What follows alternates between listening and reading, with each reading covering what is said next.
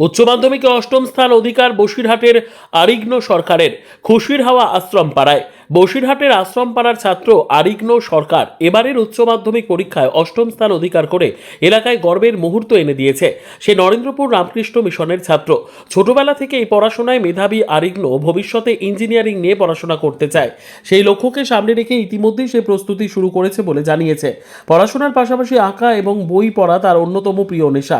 নিজের এই সাফল্যের কৃতিত্ব আরিগ্ন দিয়েছে তার শিক্ষক শিক্ষিকা এবং বাবা মাকে।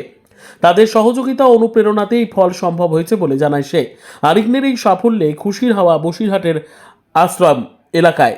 আমার মার্কস 489, র্যাঙ্ক 8। তুমি দিনে কতক্ষণ পড়াশোনা করতে? আমরা যেহেতু নরেন্দ্রপুরে পড়েছি, তো ওখানে যা সিস্টেম ছিল সেই অনুযায়ী আমরা পড়তাম।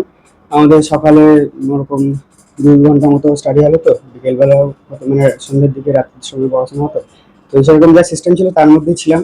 আর স্কুলে হতো সব মোটামুটি পুরো সিস্টেমটা যা আমাদেরকে হেল্প করেছে তাতে আমাদের হয়ে গেছে, মোটামুটি যা প্রিপারেশন ওখান থেকেই হয়ে গেছে। আচ্ছা, এই কি এবার কি হতে চাও, কি নিয়ে পড়তে চাও বা কি হতে চাও ভবিষ্যতে? ভবিষ্যতে আপাতত ইঞ্জিনিয়ারিং নিয়ে ইচ্ছা আছে, সামনে পরীক্ষা আছে, তো দেখা যাক কি হয়।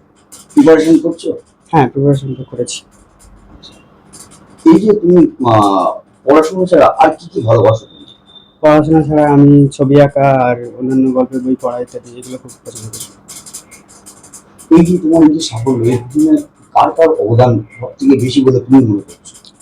এই সাফল্যের পিছনে সব থেকে বেশি অবদান অবশ্যই নরেন্দ্রপুরের পুরো সিস্টেমটার, কারণ গোটা পুরো সিস্টেমটা আমাদেরকে যেভাবে পড়াশোনা করিয়েছে বা সব কিছু, যেভাবে নরেন্দ্রপুরের শিক্ষক মহারাজ, হাউস মাস্টাররা, পিজি দাদারা, সব কিছুর খুব বেশি কৃতিত্ব রয়েছে।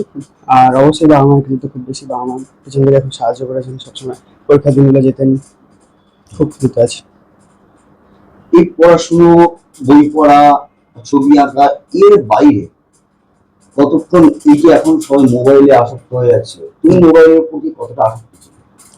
আর যেহেতু আমরা নরেন্দ্রপুরে ছিলাম, তো আমাদের মোবাইলের কোনো অ্যাক্সেস ছিল না। এমনি আমাদেরকে সপ্তাহে কিছুক্ষণ কম্পিউটার ল্যাব অ্যাক্সেস করতে দেওয়া হতো, যেখান থেকে আমরা মেনলি অনলাইন ক্লাস বা এইসবই করতাম। তো ওইখানে আমাদের মোবাইল আসক্তির কোনো জায়গায় ছিল না। কিন্তু মোবাইলটা নিয়ে তোমার হাতে পেতেই না। না, পেতাম না। না, তোমার নাম? আমার নাম অরিঘ্ন সরকার। হুম হুম